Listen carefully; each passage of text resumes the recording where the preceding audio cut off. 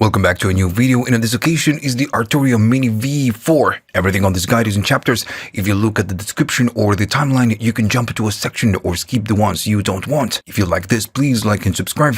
This channel is supported by viewers only. If you want to buy me a coffee to say thanks and help the channel keep going on, you can. You have links at the description for PayPal, YouTube thanks, and Patreon. And okay, so it makes sense that we start with the oscillators, the thing that makes sounds. Now, if you are a beginner and you're starting with this synthesizer, I guess this is a very good choice because, it's a classic one and it's a pretty simple to understand synthesizer. And okay, so right from the jump, you get 3 different oscillators, 1, 2, and 3. All the 3 oscillators are pretty much the same, and right here you have the on and off switch for all of them. If I just turn them all off and I play a key, we get nothing. You just need to turn it on, and right here you have the mixer, which you can control the volume for each of the oscillators.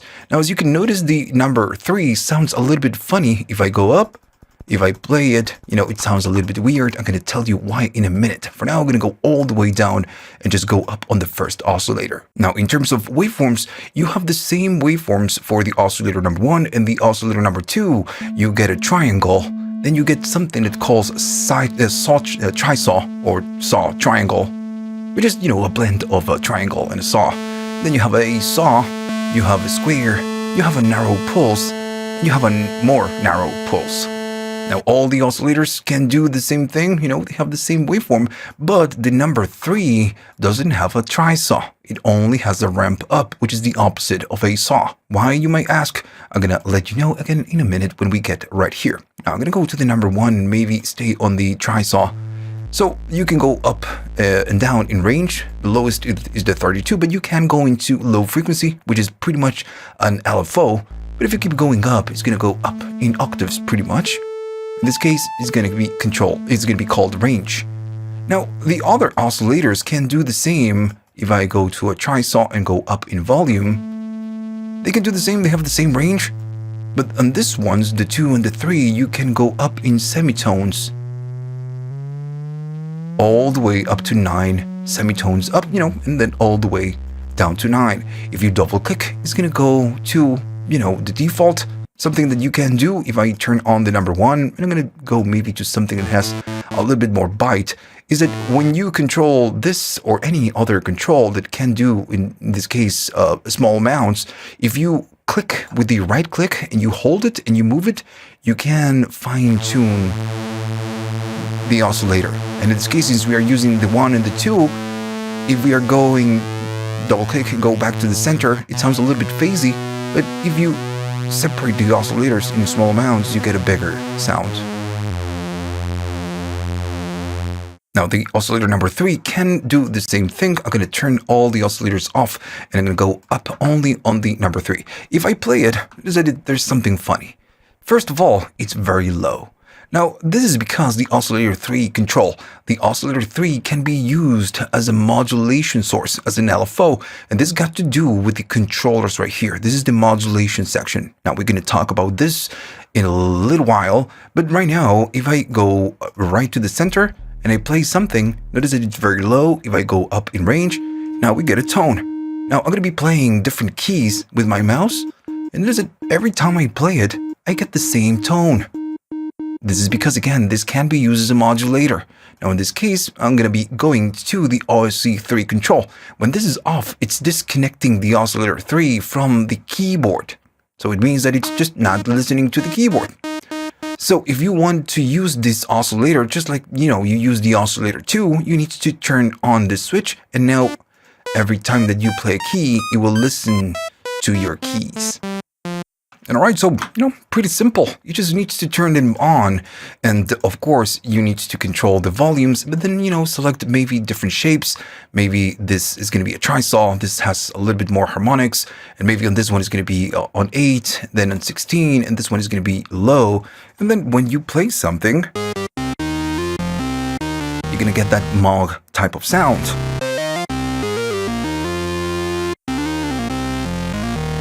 Right? Now, then, of course, we need to talk about the rest of the controls. Now, within the same universe, it stays on the mixer, but, it's pretty much on the same universe than the oscillators. You have the noise. So if I turn everything off and I turn on, which is already on, the noise generator, I play something, I get nothing. But if I go up in volume of the noise, we get noise. And it's just, you don't need to overthink this. It's just noise. You can use white noise, or you can use pink noise, which is a little bit darker, as you can hear. Okay, I'm going back to a default patch, and now we need to discuss the drive and the feedback. On the original Mini, you have an external input jack, and then you have a drive knob. So here is like, inputting something to the external jack, and then you drive the internal circuit. Now again, I'm starting on a default patch. If I leave it right there and go up on this one, it will overload, and you will be getting some saturation. That is that now it goes from me, I'm gonna go to something mild, like a trisaw. If I go up, that is that it's just crushing it. And now we get a square, because, we are saturating and distorting everything. Now, a signature move of the minimoog would be taking the headphones out. You have headphones on this section, you take it out and you route it back to the input jack at the back. And this is something that, you do with the original hardware. So you're feeding the output from the synthesizer back to, the input jack, and you will be, again, feeding back the signal to the external input in. And what you would get is, a very aggressive tone, just like, we are getting right now. So, in this case, the Arturia emulation, they give you a feedback control because, we don't have an input jack right here. We don't have a headphones jack. So, this one will affect whatever is that we do on the drive, how the drive works. If I drive the feedback now, there's that we get something completely different. And with the feedback, you have two modes. The one for, one flavor, and the two is a little bit less aggressive than the one. The one is super aggressive. So you can still, add a little bit of feedback, but also drive this, and you're going to be getting super cool tones. And again, this is something very true to the minimoog. I'm going to do a little bit of filtering, because it's just way too aggressive. If I crank it up, let me just find this sweet spot. I'm going to be doing a little bit of drive and a little bit of feedback, but I'm going to do mostly drive.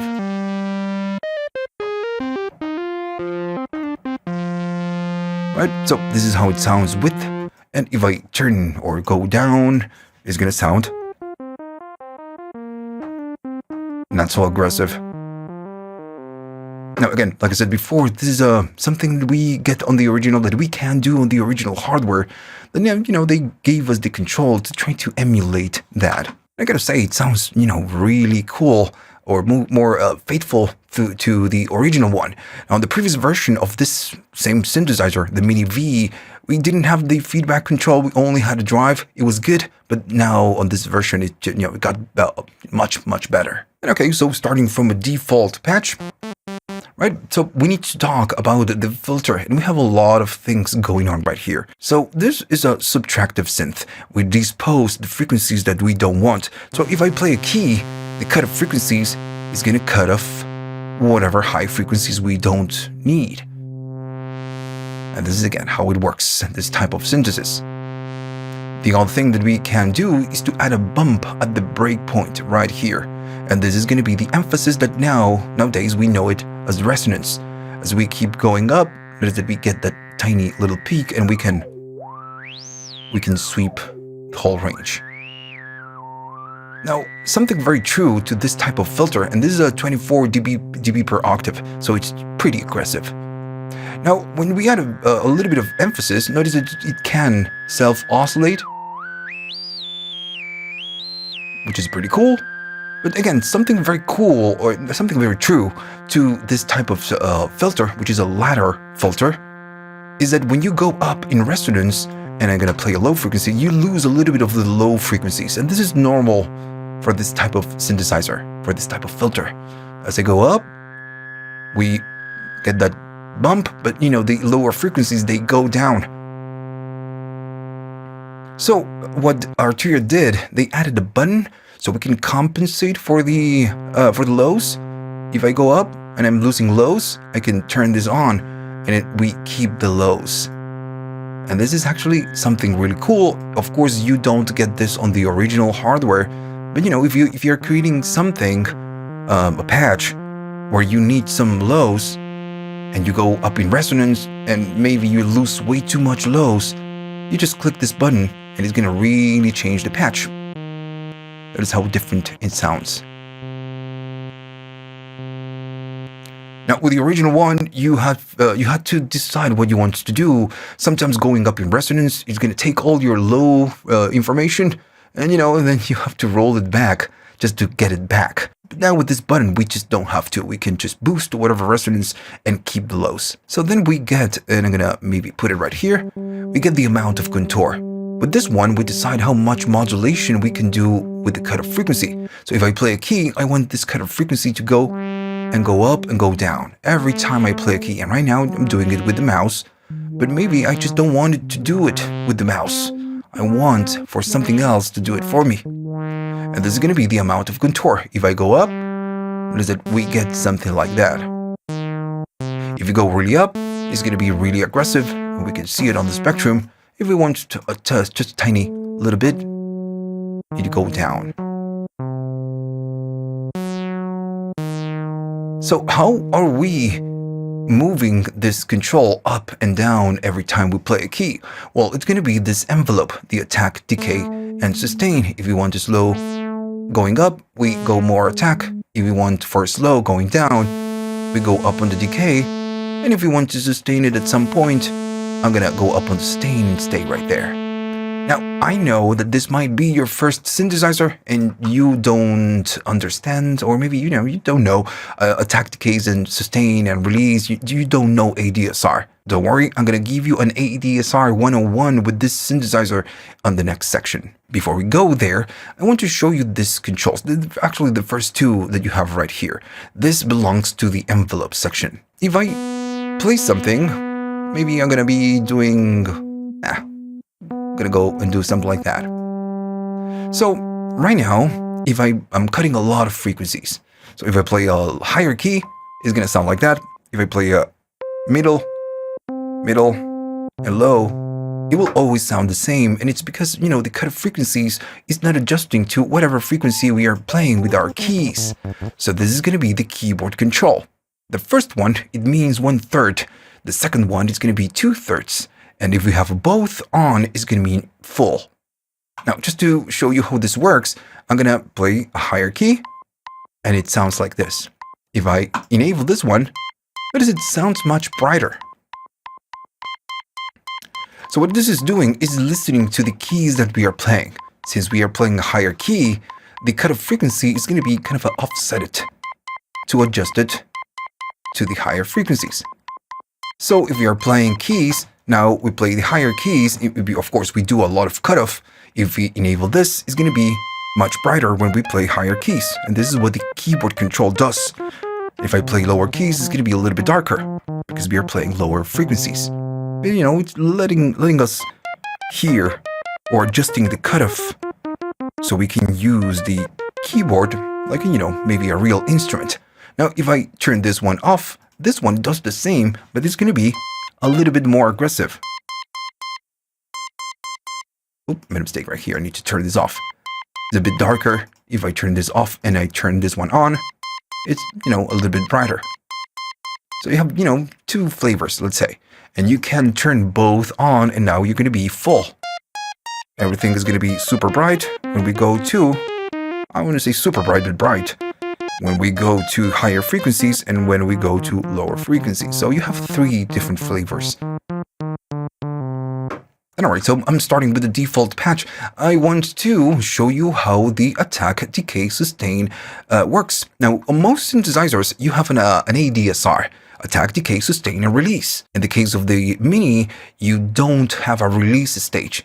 You do, but it's going to be this button. I'm going to show you in a minute. So the envelope, the first one, this one, will control how much we modulate or how we modulate the cutoff frequency. Now, the other one is the loudness. It means volume. So whatever we do right here is going to be how the sound comes out of the synthesizer. It controls the volume. Usually the loudness, contour, this section, It's called amp envelope. So okay, we have an attack, a decay, and a sustain. I'm gonna go all the way bright, I'm gonna go back to default, and then I'm gonna go down on the attack, down on the decay, and down on the sustain. Now if I play a key, notice what we get. We get a tiny little blip. And that's normal because all the envelopes are all the way down. So the attack is a time-based knob. If I hover, this is going to say 1 millisecond. If I go to the decay, is 4 milliseconds. And the sustain is going to be a value. We don't have milliseconds. Now the attack is going to be how long will it take for the synthesizer to go up in volume. If I go up, it's going to take around 1 second to go up. If I play a key in 3, 2, 1, the sound goes up, and then at some point is going to die. So this is how long it will take to go up in volume.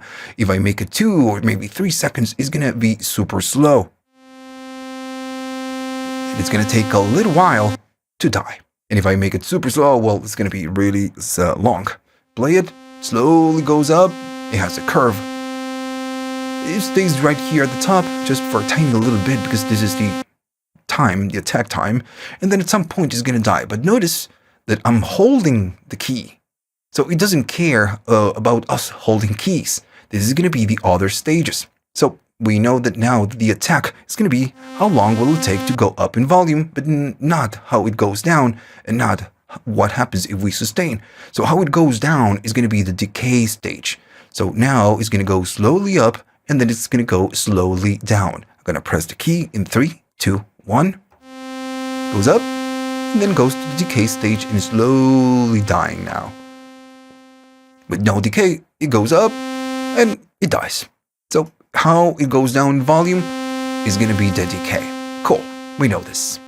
Now, it's going to die, but I'm still holding a key. So this is going to be the sustain stage. Now remember, the sustain is a level. So if I do something maybe like 2 or something like that, so now if I play it, the sustain is going to decide how or where it's going to stay in terms of loudness if we are holding a key. So now, of course, it goes to the decay stage, and it's staying right here. Since this is a level, we can move it around and we can adjust where we want for the sound to stay in terms of loudness. Right? If it's too low, it's gonna stay right here. But notice I'm still holding a key. All right, so this is how the sustain works. One tiny little thing that you need to know is that if the sustain is all the way up, you're pretty much disabling the decay stage. Since it's all the way up, it's going to go up with the attack, very slow, and at some point, it will never go down until we release a key. Now, this is the keyword for the release. Right now, on a default patch, the release is on. If I turn it on and I play a key, it goes up, then you're going to go down the sustain, goes up, goes down to the decay stage, then it stays right there at the sustain stage. And now if I release a key in 3, 2, 1, the sound will die instantly. So release means how the sound will die if I release a key, or when we release a key. In this case, I'm just going to turn it on. I'm going to play a key in 3, 2, 1. Sound goes up, goes down to the decay. Maybe I'm going to go to sustain a little lower. And it's going to sustain right here because I'm holding a key. But now I'm going to release it in 3, 2, 1. And the sound slowly fades out. So this is the release stage taking effect. So maybe you're thinking, who is deciding the time of the release? Well, in the case of this synthesizer, it's going to be the decay. If we have 3 seconds in the decay, it's going to be 3 seconds on the release. If we have 6 or 32 seconds on the decay, it's going to be 32 seconds on the release. On other synthesizers, we have independent release control. That's, very normal, and that is, the ADSR. But in the case of this one, we don't have a release control. The only thing we get is an on and off deal, and it's reusing the decay values. And this is pretty much it. The loudness, remember, controls how the volume goes out. But now that you know how an ADSR works, you can reuse it, for maybe modulating the frequency. And I'm gonna go up and just do a little bit of resonance. And now if I want a sweep, maybe I want a slower, and it's gonna slow up and then down. If I want a slower for the filter to go slower down, I'm going to be adding more decay. It slowly goes down. If I want it to sustain at some point, it's going to go up and then sustain at some point in between. So it works the same way because it's just an envelope, but of course now it's just controlling some other param. So now that you know how to control an envelope, we need to talk about the next thing, which is going to be modulation. Since this is a synthesizer from the 70s, the modulation is pretty limited. But, since this is a plugin, you can go to the advanced and you have a lot, a very powerful modulation source. But we're going to talk about this later. In the case of the main panel, you only have two different modulation sources to modulate a destination. This is, the keywords. We use a source to modulate a destination. The two sources are going to be the oscillator 3, this one at the bottom, and then the other one is going to be just noise. So these are the sources, 3 and noise. So what are the destinations? You can modulate the oscillator modulation, which means pitch, and you can use the filter modulation, which is going to be the cutoff. I'm going to go back to default just in case. Now, in the case of this, we need to decide how much or what we want to modulate, if it's going to be pitch or if it's going to be filter. So now I'm going to keep the filter off and I'm going to keep the oscillator modulation on. So if I play a key, how much or what we use to modulate is going to be the mod mix control. If I go down, it's going to be all the way down. It's going to be the oscillator number 3. If I go all the other way, it's going to be noise.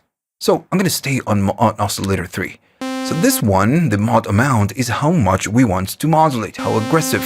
So if I go up, that is it. It will start moving. So this is the pitch. If I keep going up, it's going to be more and more and more. Now we are all the way to 100%. And we are, again, modulating pitch. Which pitch? Well, the pitch of the oscillators. Now, of course, we are using the oscillator 3. Now, on the oscillator 3, since it's being used as a modulator, as an LFO actually, we can go into lows, and now we are really using an LFO. I'm going to go down in frequency, so it's not super bright. And maybe a little bit of resonance.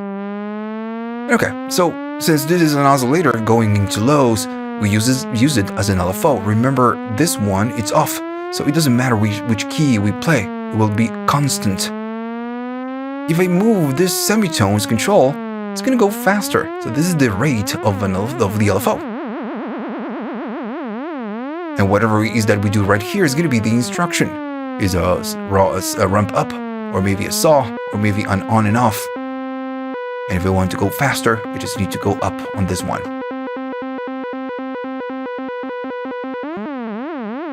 Alright, so, that's how it works. Now, one cool thing that you can do with this is, since this is an oscillator, you can go into oscillator rates, which is going to be way faster. And you can get some very cool, tones. You just need to find the sweet spot right here. You can go up.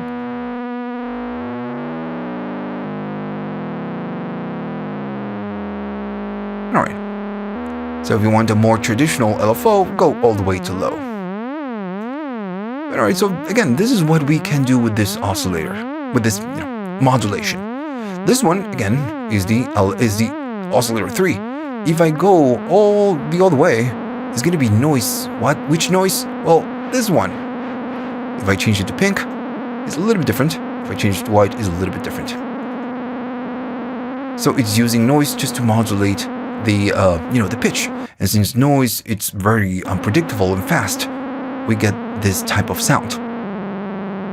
If I go down, we can use a combination of both, the LFO or the oscillator 3 and the noise.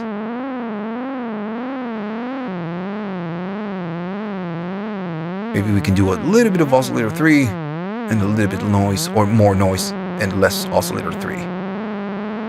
So okay, so the first modulation is going to be pitch modulation. If I turn this off, nothing happens. The other one is going to be the filter modulation. I'm going to turn this on, and now we are modulating the cutoff frequency up and down with whatever we are doing on the oscillator 3. If I want to go faster, I go up and we go faster. If I want a different instruction, we can.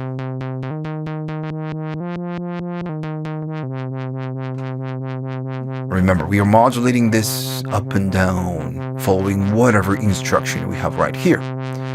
If I want to go and get a noisy type of modulation, we are modulating the cutoff frequency with the oscillator 3 and then super fast with the noise. If the modulation is too aggressive, remember you have your mod amount, so we go down and you're less aggressive. If you want to modulate pitch and the cutoff frequency at the same time, you can do so by enabling both buttons.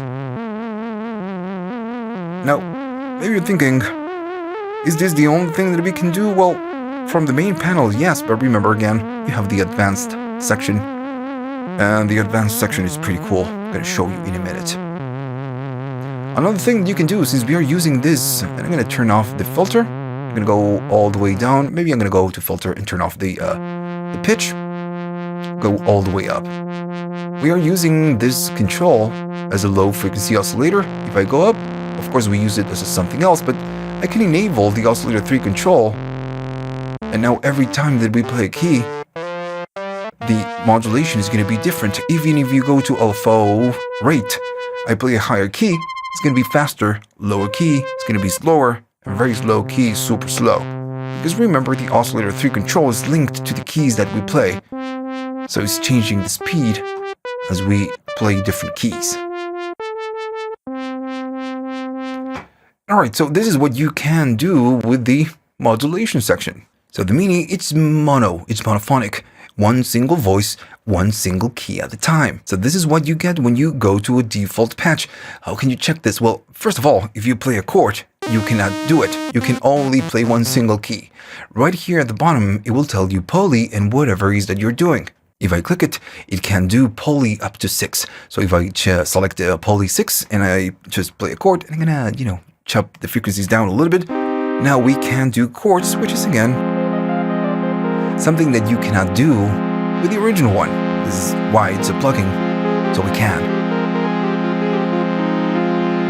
Alright, so you can do up to 6 voices, and also you can do mono and then mono legato. The interesting part right here is going to be the Unison.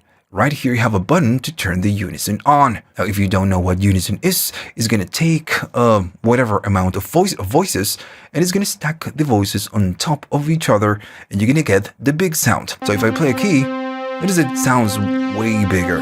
If I turn it off, it's just one single one. So Unison sounds great because, we are stacking the voices. When you're using Unison, you cannot play chords, you can play one single key at a time. What makes Unison is going to be the spreading, because the voices are not at the same place. So right here, when you enable the Unison mode, you have the detune, and then you have the spread. This is going to be the stereo. If I go all the way down, notice that we don't have a stereo spread. It sounds pretty much mono or in the center. So the detune, and for now I'm going to go maybe to something. The detune, what it will do, it will grab those voices that we are stacking and it will detune them. And as we detune them, we go from a little bit of separation to beehive type of sound. And again, all of this is completely up to you. You can do just a tiny little bit, or you can go really aggressive.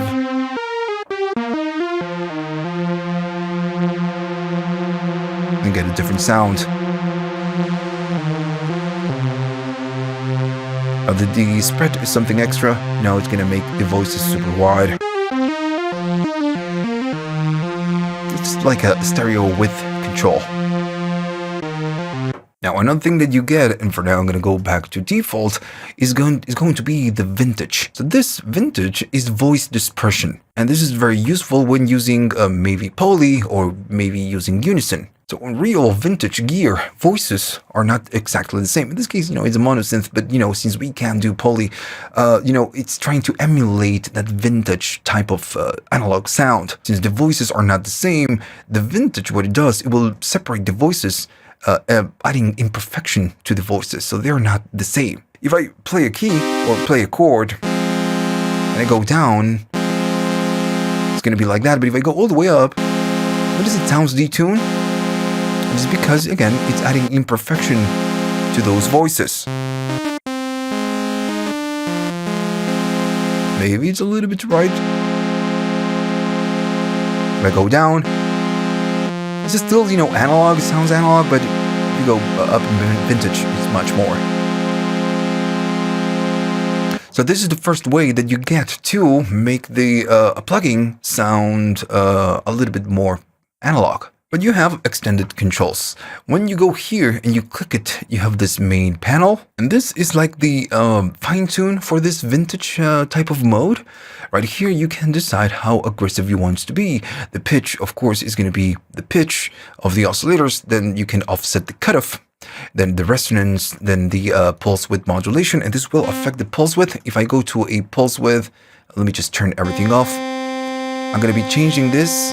This is affecting it a little bit. If I go up on the vintage and then go to the pulse width, it's changing the pulse width.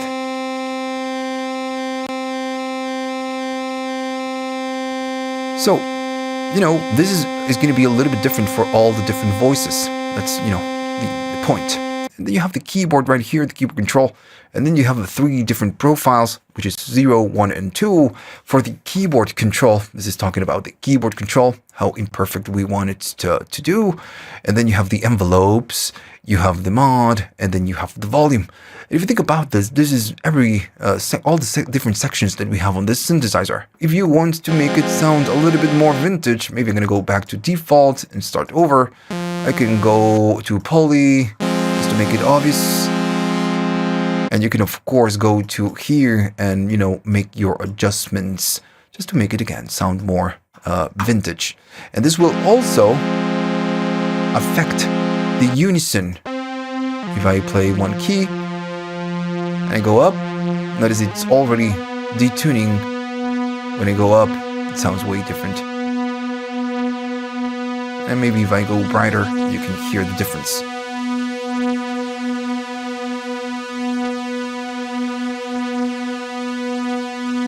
Alright, so it depends on what you want to do. If you start on a default patch, by default it sounds pretty analog, it sounds pretty good. But if you feel that you need a little bit more, go to the vintage. Another thing that I didn't mention is going to be the glide. If I go up in glide, this is going to glide the different notes when we play new keys. If I go really up, you can really hear this. It's a pretty common control that you get on a lot of synthesizers. Now, you have this tiny little button. So if I turn it on, it's going to be glide legato. What is the difference between glide and glide legato? Well, if I now play a key, even this is all the way up, notice it's not doing it. And it's because you need to play a key, hold it, and when you are holding a key and you play a new one, that one is going to be, then the glide, it's going to kick in. But you need to hold the key in order to do this. That's why it's legato. And the same thing goes for the options right here, for the mono legato. This got to do in how the envelopes will re-trigger if you're playing in mono. Okay, so back to a default patch, we need to talk about this section.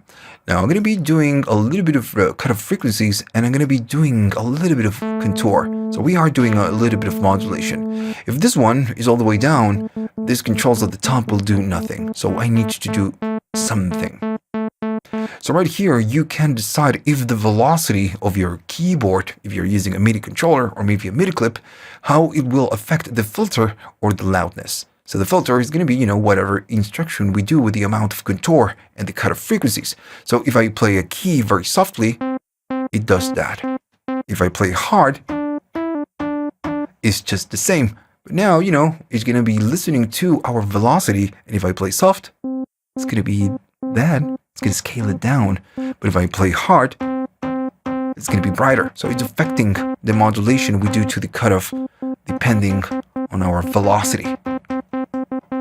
The next one is the same thing, but it's going to be about loudness. If I play a key very softly, it's going to be soft. But if I play hard, it's much louder. So this is a way you get to, use the velocity of your keyboard to affect some of the values. The other thing is going to be the pitch, and this is going to go, maybe I'm going to turn this off. It's going to be going up in pitch or going down in pitch. I guess I don't need to explain this. And this is the mod wheel. By default, when you start the default patch, you have assigned a modulation on the advanced that is doing, pitch modulation. It's doing a vibrato. And this is, again, something very normal for all the Arturia synthesizers and for a lot of synthesizers. Now, if you want to delete this, well, you will need, or reassign it, you need to go to the Advanced tab, then go to Keyboard, and right here it says Mod Wheel. Well, this is what you can do with the Mod Wheel. You need to go select it and go to None, or just, maybe go all the way to 0 on this control. We're going to talk about this in a minute. All right, so we are done with the main panel of the synthesizer. And just using the main panel or knowing how it works, you can create a lot of different sounds, a million different sounds. This is why, this one is a classic. But still, since it was released in the 70s, it's pretty limited in what it can do. So that's why you get the advanced section. Okay, so let's talk about the Advanced tab, and right here I'm going to go to the first one, which is going to be the mod. It's the section. You have an LFO and you have a function, and then you have the arpeggiator. So first I'm going to talk about the LFO. Once we understand the LFO, the function is going to be pretty simple. Like we discussed before, when we use a modulation, we need a source and we need a destination. The source is going to be whatever shape we choose on the LFO right here. And you have the most common waveforms, a triangle, then a sine wave, then a saw, which is going to be a ramp down or ramp up. You have a square, and then this one is going to be random. You don't have a line. It's sample and hold. It's not sample and hold, it's sample and hold. And this one is a slewed sample and hold, which is going to be a little bit less aggressive. I'm going to show you in a minute. So you choose whatever waveform, but then, of course, you need to choose something to modulate. I'm going to go down in cutoff. So if I play it, it's going to sound like this. Maybe I'm going to add a little bit of resonance. Why not? I need to choose a destination. When you click this, you choose your destination. You can even modulate the effects. So in this case, I'm going to be going to the filters and I'm going to do filter cutoff. Why? Well, because it's easy to hear. Once I do so, once it's assigned, we get nothing. So we can modulate. We need to provide a value, an amount, and then and only then it's going to do the modulation. We can go into positives or we can go into negatives. So I'm going to go maybe around there. And it's following this dot and it's showing us how the modulation is modulating the cutoff frequency. How fast it goes. Well, it's going to be here. You can go up. It's going to go faster. And down is going to be slower. And I'm holding a key. Now you can go into sync and use straight triplets or dotteds, completely up to you, but you can also go into hertz and, go manually. All right, pretty standard controls. I'm gonna stay maybe right there. Now then you have your amplitude. Right now it's going at 100%, but if you want to smooth or make it smoother, you need to go down in amplitude. It will be less aggressive. So we have you have to compare this with the different control that we already learned. It's going to be the mod amount. If it's all the way up, it's going to be super aggressive. It's down, it's going to be less aggressive. Alright, so how fast you go, the destination, how strong it is, and in the shape. Pretty simple. Remember, you have different shapes, just like we did with the oscillator number 3, and the square, and this is going to be the sample and hold, which is something that you don't get with the oscillator 3. Notice that the transitioning, it's super hard. And the other one is going to be a little bit more smoother. It's going to go up slowly and down slowly. The other one is hard. Alright, so I'm going to go back. All of this is just, pretty common controls. Now, we need to talk about these options that you have right here. When you are on LFO mode, it means that the LFO, and I'm going to go slower. There you go. When I play a key, it's going to run that modulation. We already know this. So if I play a new key, notice that the dot moves and it doesn't care I'm playing new keys. This is why, or how the LFO works, is by default it's free running. It doesn't care when we play new keys. Now the LFO retrigger will care about us playing a key. So if I play a key, it will always restart from the beginning when I play a new key. So what's the point of this? So let's say that I have to, maybe play something like that, and then go to a different key and create a sequence or melody or whatever. So it will never restart. So sometimes, depending on what we are modulating, this is not what we want. In this case, maybe LFO retrigger is a better option, because every time I play a key, it will actually, we can hear what I'm doing. And if I'm holding a key, it will go to that modulation. That's why it always starts on the same place. It's a little bit more consistent. Now then you have the envelope. Now the envelope, it's like a one-shot type of deal. If I play a key and hold it, it will go follow the whole cycle, and it will end. And I'm still holding a key, so it's just every time I play a key, it will retrigger, do its job, and then end. It will not restart again. This is why it's an envelope and not an LFO. Of course, this will respect the rate. So if I play new keys, it's going to go faster depending on the rate, or it's going to go slower. But it will never re-trigger, even if I'm holding a key. I'm doing legato right now. Play new key, it will re-trigger. Now I'm going to go back to LFO. When you are on LFO, you have unipolar, and when you are an envelope or LFO re-trigger, you have unipolar and then polyphonic. For now, I'm going to go to LFO. So right now, you can see that we have a line right here at the center, splitting the upper part. This is going to be the positives, and then at the bottom is going to be the negatives. Since we are modulating the filter cutoff, if I maybe put it at 0, what it's doing, when I play a key and run the modulation, this cutoff frequency is going up and then it's going down, just like this, going up and going down. And this is why it's bipolar. It's going into positives and then it's going into negatives. And it's always, in this case, the starting point is going to be the 0. So it goes up and then it goes down. If we don't want that, we can make it unipolar. And now, instead of going up and down, it's going to go only up. And if I have to show you, I'm going to go right here. The starting point is 0. It goes up and then goes down, following whatever motion or whatever waveform we have right here. It goes up and then goes down. With bipolar, it goes up and then goes down, goes up and then goes down. The same amount to positives and negatives. It sounds completely different. And all of this depends on, of course, what you want it to do. Now then, you have a different option that says polyphonic. For this, I'm going to go to poly, and I'm going to make it poly 6. And let me see what I can do. I'm going to use the LFO. So when you use a polyphonic instrument, you have many voices. In this case, in the case of the synthesizer, you have 6 different voices. So I can play one key, and I'm playing one key right now. And I'm going to play a new key. So I'm going to make a chord. Now I'm playing 2 keys. I'm playing 3. And I'm playing 4. And I'm playing 5. So right now, I'm playing 5 different keys. There's all the voices. They are following the same LFO and doing the same motion. This is mono, because all the voices follow the same instruction. When you change to polyphonic, each voice will do its own thing. So if I play a key, it's going to start there. If I play a new one, it might start at a different point in time, because it's a different voice. They're individual right now. If I play a new voice, you're going to start to get this movement between the different voices, because they are doing their own thing with the LFOs. If I play a new key, each voice is doing its own independent movement. They're all doing a triangle, but they are starting at different points a different point in time on the LFO. So that's the polyphonic, and it only works when you're an envelope or you are an LFO re-trigger. I'm gonna go to maybe re-trigger, and whenever I play a key, and I'm maybe gonna go slower. If I play new keys, it will always start from the same position.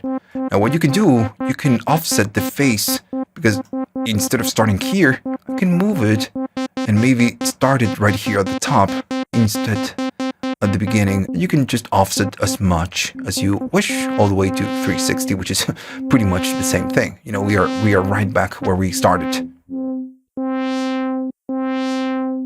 Alright, so that's the LFO function, and I'm gonna turn it off from here. Then if I go to the function, it's pretty much the same idea. You have pretty much the same controls.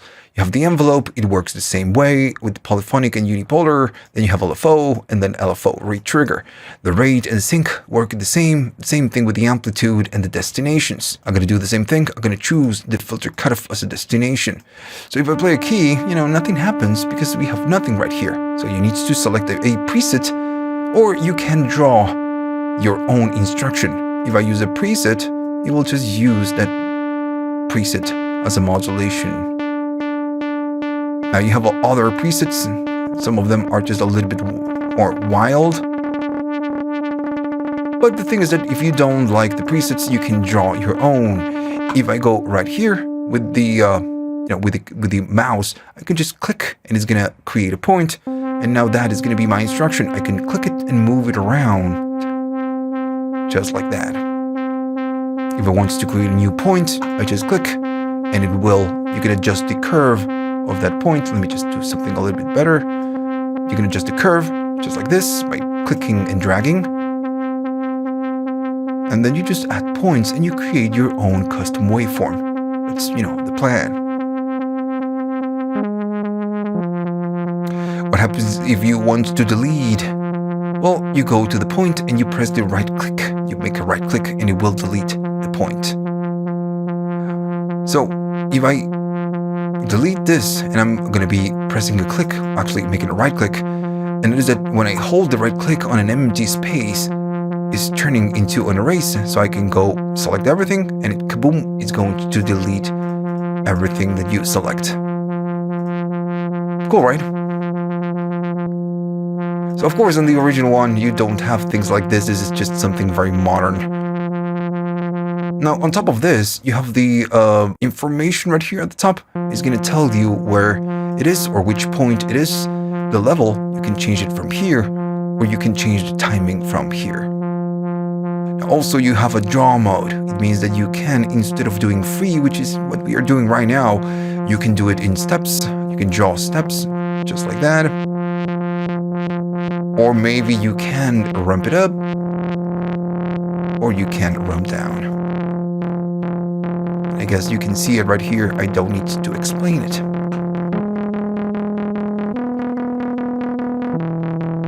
Now remember that everything else works exactly the same. So I guess we are pretty much done with the function. Okay, so I'm going to turn this off and I'm going to go to the arpeggiator. Right now, again, everything is off. So if I play a key, it's going to sound like that. So the arpeggiator, it's just pretty simple. I'm going to play a chord and maybe I'm going to go to mono and I'm playing a triad right now. I'm gonna make it a little bit brighter. Now the arpeggiator is pretty simple. You have your octave, your mode, and your repeats. But at the bottom, you can do swing if you wish, and it will do swing. You have your gate.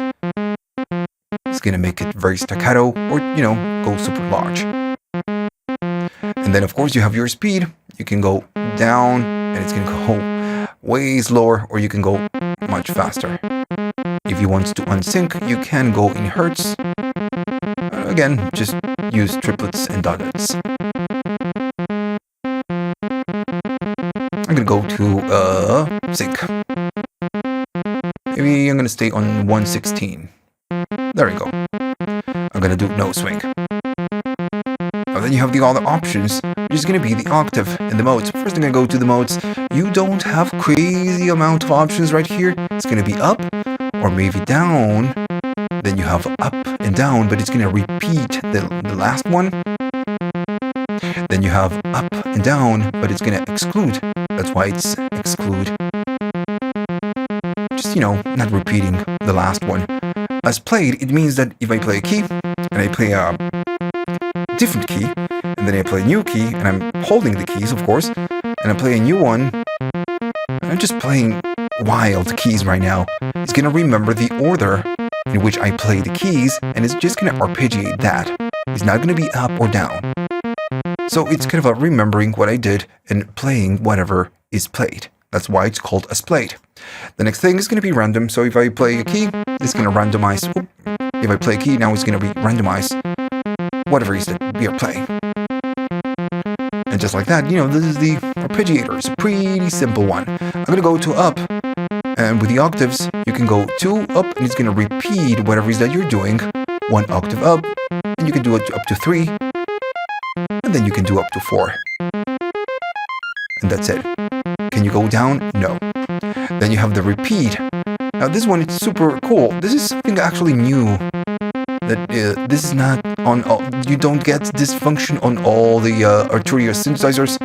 It's just going to repeat the same note that you're playing. It's one note, or you can play 2 notes per key, or even 4. So it's like a ratchet, let's say. Now I'm gonna go to the next one. This one is gonna be the keyboard, and by default, and this is something super useful because you know at some point in time you want to do some vibrato. By default, you get it. So all the different blocks, they respond to something. Velocity is gonna respond to velocity, and if I play a key, it's gonna let you know right here where the velocity is.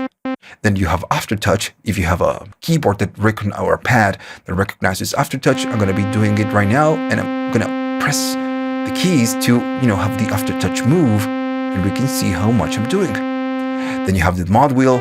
If I go up in the mod wheel, it's gonna let you know.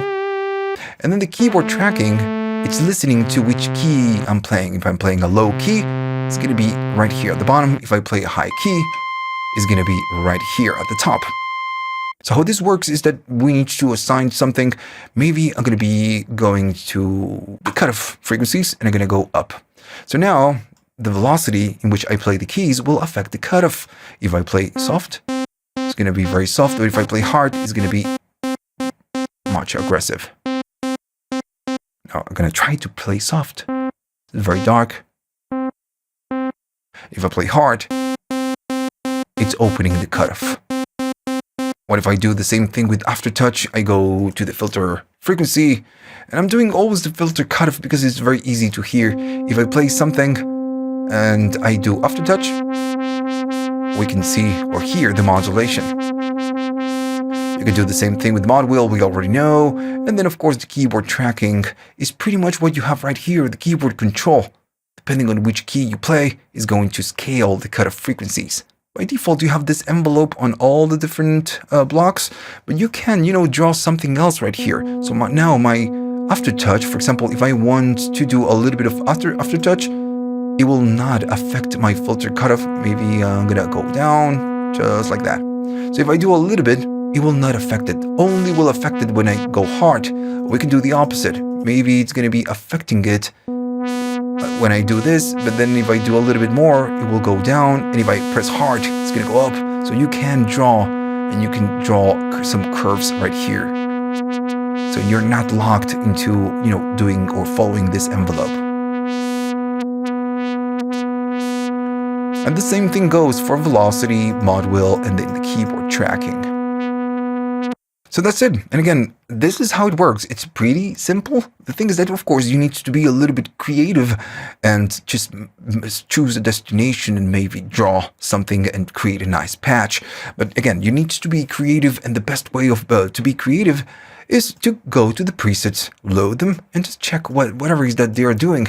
If I go to a pad, notice that right here is choosing the LFO amp, the filter, and if I go here, it has a function. So this is how you can create really. Right here is all the frequency, the frequency of the oscillators. So it's detuning. Right, again, you need to be creative and take a look at the presets. And then last but not least, I'm gonna go to the default patch. You have your effects, and when you go there, by default it's nothing, but you can choose a lot of effects right now. The previous version of this synthesizer, Mini V, V3, I guess it was. Right now it's V4. You only had like 3 different effects, so it was really hard just to create something, to create more presets or create more sounds. But now, you have a lot more versatility, and you have a lot of effects. so you can create really cool sounds. And okay, so that's pretty much the whole synthesizer. If you like this and you learned something new, please like and subscribe. This channel is supported by viewers only. If you want to buy me a coffee to say thanks and help the channel keep going on, you can. You have links at the description for PayPal, YouTube Thanks, and Patreon.